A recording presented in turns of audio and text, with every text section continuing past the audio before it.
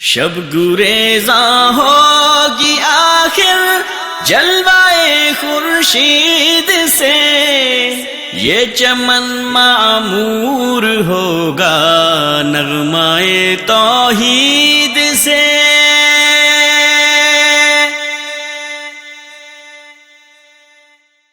السلام علیکم ورحمۃ اللہ وبرکاتہ۔ ان الحمد للہ نحمده ونستعینه ونستغفره ونعوذ بالله من شرور انفسنا ومن سیئات اعمالنا، من يهده الله فلا مضل له ومن يضلل فلا هادي له، اشهد ان لا اله الا الله وحده لا شريك له واشهد ان محمدا عبده ورسوله، اما بعد۔ خبر پرستوں کا عجیب معاملہ ہے کہ اللہ کی کتاب اور پیارے نبی صلی اللہ علیہ وسلم کی صحیح احادیث کو چھوڑ کر قصے اور کہانیاں،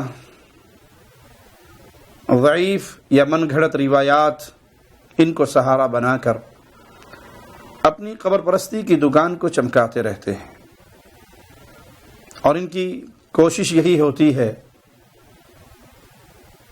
کہ ہر حال میں لوگوں کا تعلق ان قبروں سے جوڑیں، خالق و مالک سے توڑیں، اور ان کو یقین دلوائیں کہ ان کے مسائل کا حل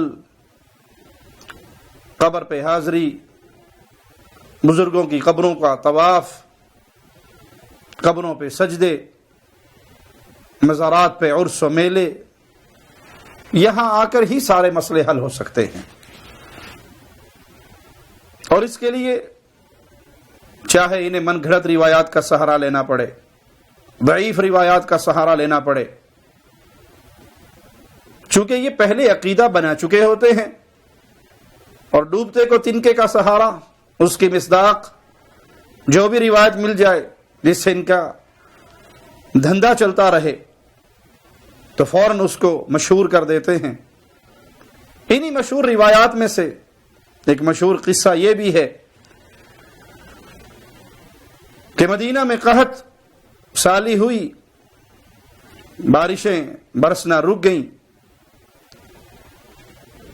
صحابہ سیدہ عائشہ صدیقہ سلام اللہ علیہا ان کے پاس حاضر ہوئے اور آ کر شکایت کی کہ مدینے میں بارش نہیں ہو رہی۔ تو آپ نے کہا اللہ کے نبی صلی اللہ علیہ وسلم کی قبر کی طرف دیکھو،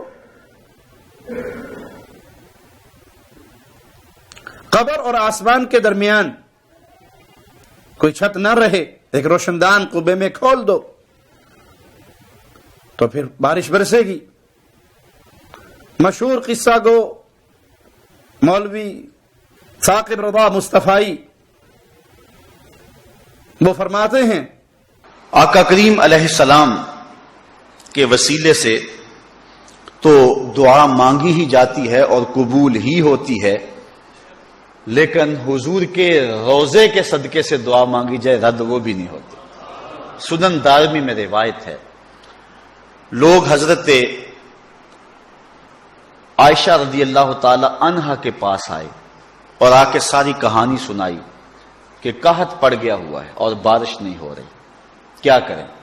تو حضرت عائشہ رضی اللہ تعالیٰ عنہ نے فرمایا طریقہ میں بتا دیتی ہوں، عمل تم کر لو، بارش ہو جائے گی۔ کہا کیا؟ کہا ایسے کرو کہ حضور علیہ السلام کی تربت انور جس حجرے میں ہے، یہ حجرہ عائشہ میں تھی، اجازت میں دے دیتی ہوں، چھت میں سوراخ کر دو یہاں تک کہ آسمان اور حضور کے روضے کے درمیان وہ پردہ نہ رہے۔ تو کہا دیکھنا کیسے بادل جھوم کے آتے ہیں۔ سنن دارمی کی روایت ہے، اور بھی لوگوں نے اس کو روایت کیا ہے۔ پھر کیا ہوا کہ جب لوگوں نے جو ہے وہ اس میں سراخ کر دیا تو اس قدر می برسا اور اس قدر سبزے اگے کہ جانور چربی سے موٹے ہو گئے، اور لگتا تھا کہیں چربی کی وجہ سے، موٹاپے کی وجہ سے پھٹ نہ جائیں۔ تو اس سال کا نام اہل عرب نے رکھا عام الفتق۔ عام الفتق کا معنی پھٹنے کا سال، یعنی ہر جانور اتنا پھولا ہوا تھا اور اتنا موٹا تھا کہ ہر بندہ کہتا تھا یہ جانور پھٹ نہ جائے کہیں، تو اس سال کا نام عربوں نے رکھ دیا عام الفتح، پھٹنے کا سال۔ یہ سال کب پیدا ہوا؟ جب حضور کے روضہ انور اور چھت کے درمیان سے وہ جگہ تھوڑی سی ہٹا دی گئی اور آسمان نے جب حضور کے روضے کا نظارہ کیا تو جھوم کے برسنے لگا۔ اب یہ قصہ جو مولوی صاحب نے بیان کیا اور بھی کئی لوگوں نے اس کو بیان کیا، یہ روایت صرف سنن دارمی میں ہے، اور اس روایت میں کئی علتیں ہیں جس کی وجہ سے یہ روایت ضعیف ہے، اس کی بنیاد پہ عقیدہ نہیں بنایا جا سکتا۔ سب سے پہلے اس روایت کی سند میں پہلے راوی ابو النعمان ہیں اور ان کا نام محمد بن فضل، یہ ثقہ ہیں لیکن آخری عمر میں اختلاط کا شکار ہو گئے۔ امام ابن حجر رحمہ اللہ نے مختلف محدثین سے یہ بات بیان کی، ثقۃ ثبت تغیر فی آخر عمرہ، یہ ثقہ راوی ہیں لیکن عمر کے آخری حصے میں اختلاط کا شکار ہو گئے، ان کا حافظہ متغیر ہو چکا تھا۔ اس سند کے دوسرے راوی سعید بن زید ہیں، ابن حجر رحمہ اللہ نے ان کے بارے میں لکھا صدوق لہ اوہام، یہ صدوق ہیں مگر ان کے کچھ اوہام ہیں، وہم کا شکار ہو جاتے تھے۔ امام ابن حبان رحمہ اللہ نے ان کے بارے میں لکھا کان صدوقا حافظا ممن کان یخطئ فی الاخبار ویہم حتی لا یحتج به اذا انفرد۔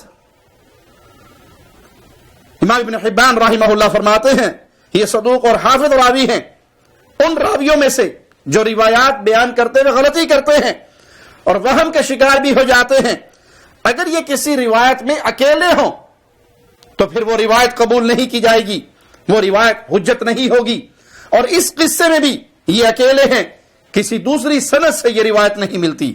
امام ابو حاتم اور امام نسائی رحمہ اللہ وہ بھی ان کے بارے میں کیا کہتے ہیں سنیے، لیس بالقوی، یہ مضبوط راوی نہیں ہے۔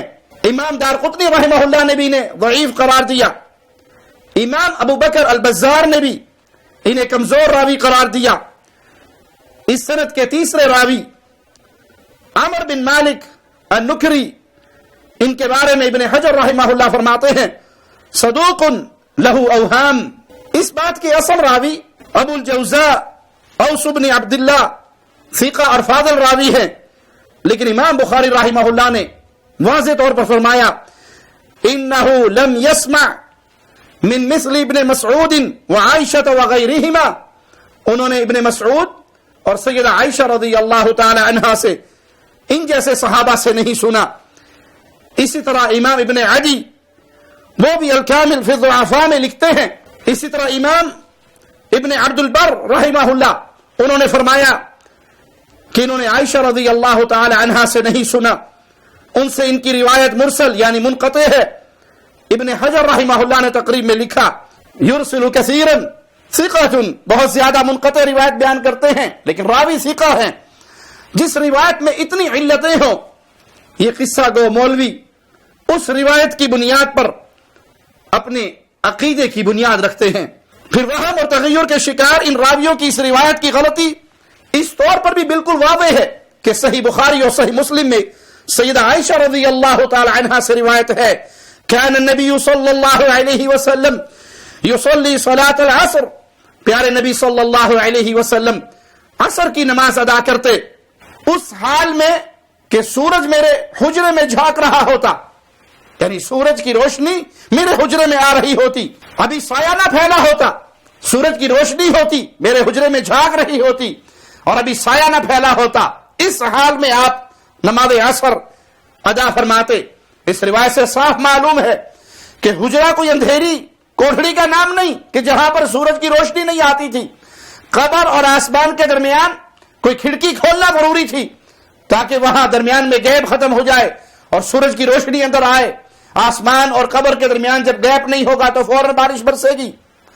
اور یہ روایت ویسے بھی اگر انسان تھوڑی سی عقل کے ساتھ سوچے کہ آسمان اور قبر کے درمیان گیپ نہ ہونے سے بارش برس گئی، خود رسول اللہ صلی اللہ علیہ وسلم جب زندہ تھے باہر چلتے تھے، پھرتے تھے، مسجد میں جاتے تھے، نمازیں ادا کرتے تھے، بقیع قبرستان میں جاتے تھے. آپ کی زندگی کے اندر بھی یہ معاملہ ہوا کہ قحط سالی ہوئی. اب آپ کے اور آسمان کے درمیان کوئی چھت نہیں ہے، کوئی رکاوٹ نہیں ہے، لیکن بارش نہیں برسی. مشہور روایت ہے کہ اللہ کے نبی صلی اللہ علیہ وسلم جمعے کا خطبہ ارشاد فرما رہے، ایک شخص نے کھڑے ہو کر کہا اللہ کے نبی بارش نہیں برستی، دعا کیجئے. آپ نے ہاتھوں کو بلند کر دیا، دعا مانگی، دوران خطبہ ہی بادل آئے اور بارش برسی. آپ کی داڑھی مبارک سے بارش کے قطرے گرنے لگ گئے. اگلا جمعہ ہوا، پھر کھڑے ہونے والے کھڑے ہوئے، اے اللہ کے نبی صلی اللہ علیہ وسلم بہت بارش ہو گئی، دعا کیجئے. اب یہ ہمارے مدینے سے اللہ اس کو کسی اور طرح منتقل کر دے. آپ نے دعا کی، بادل پھٹ گئے، سورج نکل آیا. تو نبی صلی اللہ علیہ وسلم کی زندگی میں جب آپ زندہ تھے، موجود تھے، آپ کی اور آسمان کے درمیان کوئی رکاوٹ نہیں ہوتی تھی، تب بھی بارشیں رکی. اور وہ بارش برسی کب؟ جب رسول اللہ صلی اللہ علیہ وسلم نے دعا کی، استسقاء کی نماز پڑھائی، اللہ سے مانگا، اللہ سے دعائیں کی، تو اللہ نے بارش برسا دی.